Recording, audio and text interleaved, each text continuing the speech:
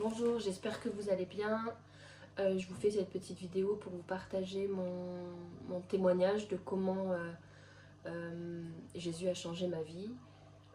Mon témoignage il se fera sur plusieurs petites vidéos pour pas que ce soit trop long. Là maintenant dans la première partie on va voir comment j'étais avant ma rencontre avec Jésus et dans les autres épisodes comment ça s'est passé, qu'est-ce qui a fait que... et ensuite toutes mes délivrances, tout ce qui s'est passé par la suite. Alors comment j'étais avant, déjà j'étais une personne, bon déjà je suis née dans une famille qui est toujours pas d'ailleurs chrétienne, donc élevée une grande partie de mon enfance par ma grand-mère qui n'était pas du tout croyante, donc élevée loin de qui est Jésus, loin de son histoire, loin de Dieu au sens large. Donc en fait, au sens voilà, de mon éducation, du coup il n'y avait pas de Dieu. Voilà, clairement. Après, je vais pas... voilà, il n'y avait pas Dieu, en fait, tout simplement. Donc petite, j'ai été élevée par mon papa. Parce que voilà, des histoires d'adultes de toute façon, qui a dit, qui a raison, voilà, ma maman est partie, je suis restée du coup avec mon père, après tout va très bien, maman je l'aime de tout mon cœur, mon père c'est pareil, euh, merci Seigneur, il m'a permis aussi de faire un travail là-dessus et de ne pas être en colère et de pas être dur en fait, avec eux, l'un et l'autre. Donc voilà, j'ai grandi pratiquement toute mon enfance sans ma mère. Donc j'ai vécu beaucoup chez ma grand-mère parce que paternelle, parce que mon père travaillait.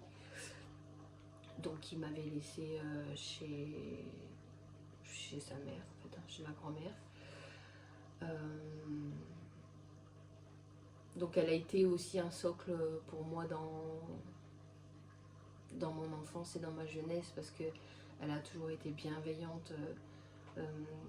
Ma grand-mère elle est connue pour être une personne dure, mais au final elle m'a donné énormément d'amour en fait. Malgré cela j'ai grandi forcément avec un manque, très gros manque affectif qui est la présence de ma mère. Donc on se remet en question, on se dit ben, pourquoi elle m'a laissé, pourquoi, enfin bref, donc dans la création d'identité, ben voilà, il manque quelque chose quoi. On se pose toujours des questions, on se remet en question, alors qu'en fait c'est la vie, malheureusement. Et mon papa, lui, il a grandi dans la non-démonstration de l'affection, donc j'ai grandi sans câlin, sans vraiment démonstration d'amour. Donc ça c'est pareil, on se rend pas compte, mais en fait ça fracture, on grandit avec un gros manque en fait. C'est vraiment l'amour, je pense que bah voilà, de toute façon l'amour dans la vie, c'est ce qui est le plus important, c'est d'aimer les autres, de partager avec avec les gens qu'on aime, c'est d'être aimé, c'est l'amour, c'est le socle en fait. Donc voilà, donc grandi avec un très manque d'amour. Après, je rentrerai pas dans les détails, mais j'ai subi l'inceste. Voilà. Donc ça c'est pareil, c'est le silence en fait, tout simplement, c'est le silence. C'est de toute façon t'es pas aimé, hein. Clairement, moi quand j'étais jeune, c'était bon bah c'est ça, t'es pas aimé. Donc en fait parler, ça va servir à quoi? Ça va servir à rien au final parce que rien ne changera. Donc j'ai grandi avec ce manque de considération envers moi, j'ai grandi avec ce manque d'amour pour moi-même. Ensuite je me suis très rapidement à l'adolescence mis avec mon mari. c'est pareil, je rentrerai pas dans les détails, mais ça a été assez chaotique en fait, hein. C'est ce genre de relation où je t'aime moi non plus, un jour je t'aime, un jour je t'aime pas. Ça a été la paix ne régnait pas dans ma maison, en fait, dans mon foyer tout simplement. Euh, donc on a eu 2 enfants. Euh, voilà, donc pareil dans l'éducation, sans Dieu, avec de l'amour forcément, mais pour moi aujourd'hui, maintenant, je me dis que la présence de Dieu dans la vie, c'est hyper important, et même dans l'éducation des enfants, parce qu'en fait, la vie, elle est dure. En fait, elle va être de plus en plus dure. Et en fait, après, c'est comme ça, c'est mon cheminement, c'est la vie qui a fait que, de toute façon, Dieu savait, en fait, hein, il connaissait ma vie déjà avant. Donc il fallait que je passe par tout ça pour en arriver là. Mais voilà, en tout cas, une situation familiale compliquée, très très compliquée, où il régnait les cris, il régnait la colère, beaucoup de haine. Donc des périodes très difficiles. Donc à cette période-là, j'étais une personne très en colère. J'étais une personne qui était remplie de haine même, je dirais, parce que quand t'accumules ça, je l'apprendrai pas aux gens. Voilà, la vie, quand t'accumules les problèmes et quand t'accumules la souffrance, et bien en fait, quand t'as pas Dieu dans ta vie, tu chutes, en fait, tout simplement. Donc voilà. Après, je priais Dieu. Je priais Dieu, mais en fait, je le connaissais pas plus que ça. Je le priais dans ma détresse, vraiment, je le priais. Mais est-ce que je voulais lui donner ma vie? Est-ce que je voulais vraiment le connaître? Non, je pense pas. Honnêtement, maintenant, aujourd'hui, je le dis. Et je pense que c'est pour ça qu'aussi ma situation n'avait pas changé à ce moment-là. Donc voilà, après, le temps a passé, les années ont passé. Il y a eu d'autres problématiques aussi dans notre vie familiale. Donc ça ne nous a pas aidé. La relation, elle était encore plus chaotique avant. Des séparations, on se remet, on se remet pas. Mais toujours dans l'espoir en tout cas que ça aille. Mais en fait, à un moment donné,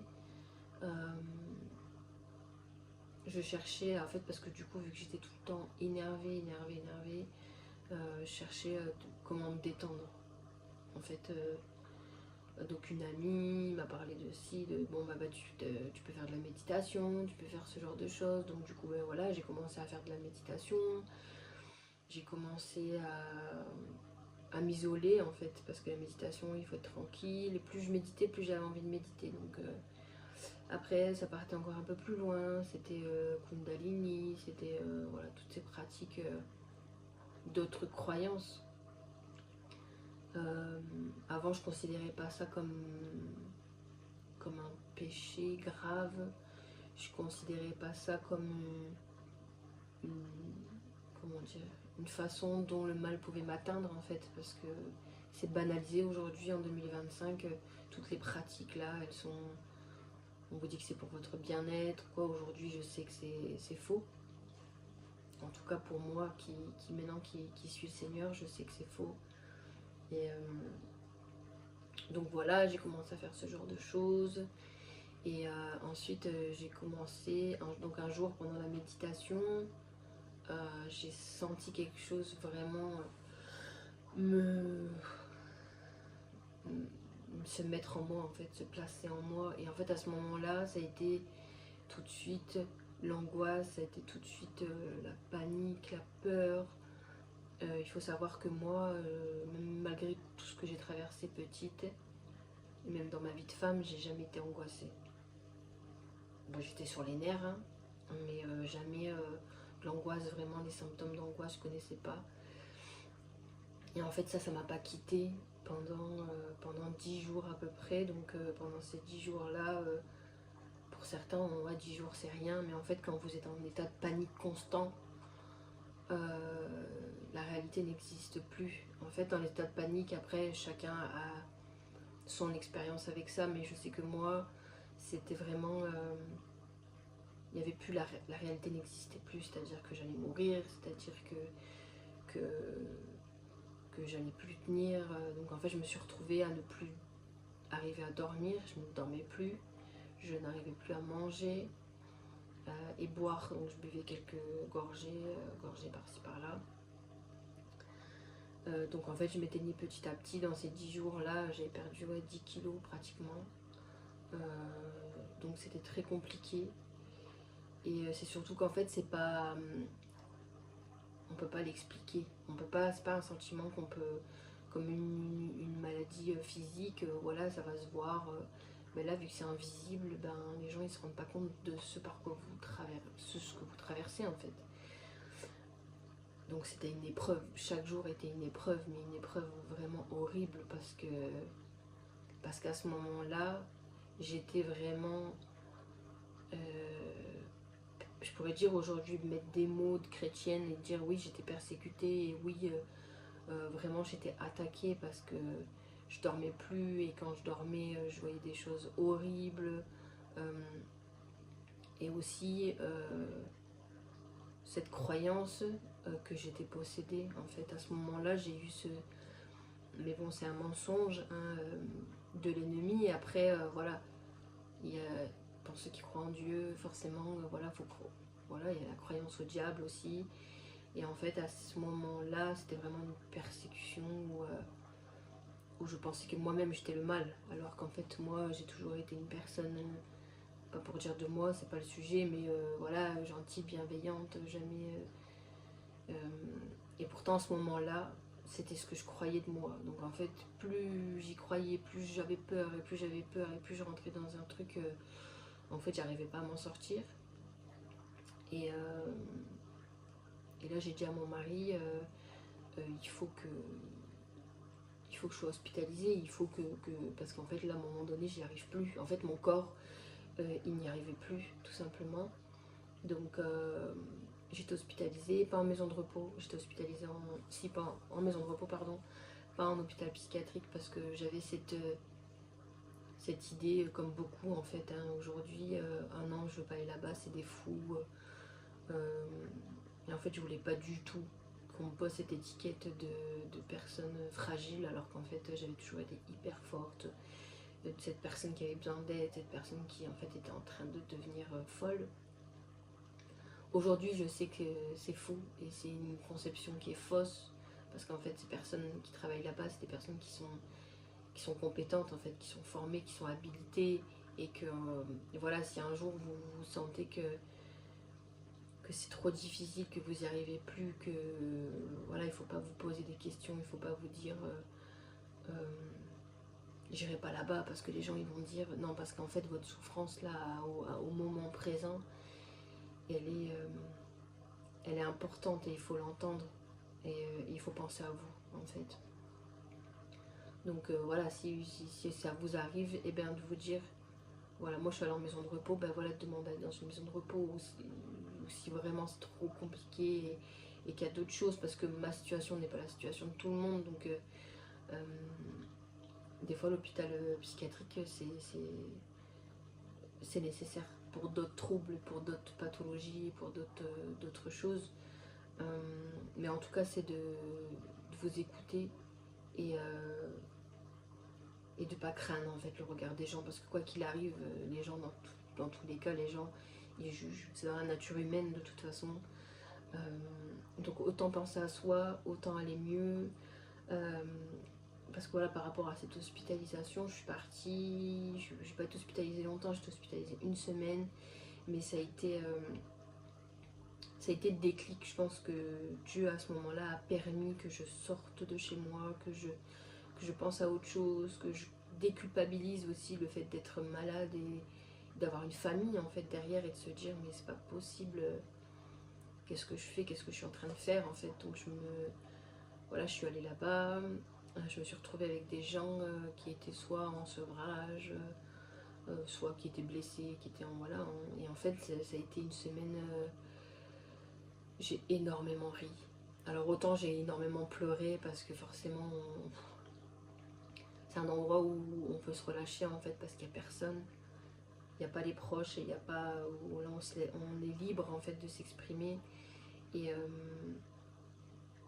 donc j'ai jamais autant pleuré et en même temps autant ri en fait avec donc voilà, par rapport à ça, j'y suis restée une semaine. Donc pendant cette semaine-là, j'ai eu des antidépresseurs, des anxiolytiques, voilà, des traitements pour m'aider justement à aller mieux. Mais par la grâce de Dieu, ces traitements, je ne les ai pas gardés longtemps. Je les ai eus un mois et demi, peut-être du jour au lendemain, j'en avais plus pour moi l'utilité. En tout cas, j'avais besoin de reconnecter à qui j'étais, parce qu'en fait, quand on prend des traitements, des fois, selon les molécules, enfin bref, de comment notre corps il supporte, voilà, moi j'avais l'impression d'être tout le temps déconnectée de qui j'étais, en fait. Mais je dis pas qu'il faut le faire. Des fois, il faut même pas du tout y penser parce qu'en fait, ça peut provoquer des choses très graves. Donc, ma situation, voilà, c'est pas. Je parle pas en généralité en fait. Donc voilà, donc j'ai arrêté les traitements et du coup, ça a été un peu mieux. Et en fait, Dieu avait déjà changé beaucoup de choses en moi à ce moment-là. Mais ça, je l'ai pas compris tout de suite. Après mon cheminement vers vraiment la foi, vraiment l'abandon, euh, le changement radical, la compréhension de qui était Dieu à ce moment-là. Je vous l'expliquerai là dans la deuxième partie, euh, parce que c'est vraiment quelque chose qui est très important et c'est ce qui a changé ma vie aujourd'hui. Voilà, je vous remercie en tout cas d'avoir regardé cette première partie et voilà, n'hésitez pas à vous abonner. Après, ma chaîne elle parlera exclusivement de ce que Jésus a fait dans ma vie parce que ça a tout changé. Je pense qu'aujourd'hui je ne serais pas là pour en parler parce que j'étais dans un état vraiment où la vie n'avait plus de sens et la vie, je pense que oui, j'aurais peut-être dû mourir et Jésus est intervenu à ce moment-là. Il a changé ma vie à ce moment-là et donc je ne parlerai que de Dieu. Voilà. Donc si ça vous intéresse, n'hésitez pas à vous abonner. Après, si vous avez des questions, moi je ne suis pas une professionnelle de théologie, donc s'il y a des choses sur lesquelles je ne peux pas vous répondre, je vous répondrai plus tard, ou en tout cas je prendrai le temps d'avoir la bonne réponse. Moi je vous parle vraiment voilà, de cœur à cœur en fait, hein, vraiment un témoignage de cœur. Voilà. Donc je vous dis à bientôt dans la deuxième partie. Ciao.